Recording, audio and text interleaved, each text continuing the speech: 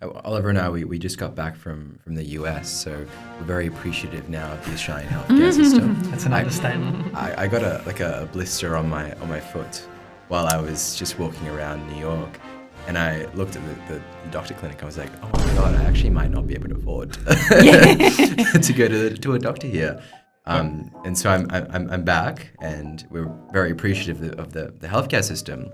And one of the interesting things that I think is interesting about you is that you've witnessed a lot of changes that have happened to the Australian healthcare system. Currently, I'm Dean of the Faculty of Medicine, Dentistry and Health Sciences at the University of Melbourne, and that's a very large faculty and makes up about between 60 and 70% of the university research effort.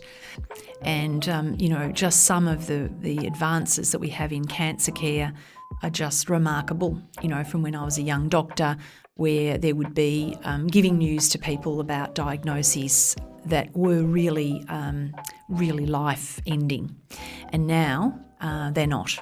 So, for example, breast cancer would have been, when I was a young doctor, telling someone they had breast cancer would be like, well, this is a really, really serious thing, and, 5-year survival rates were not that great, and there was a lot of terrible treatments to endure, and it was very much doom and gloom. Yep.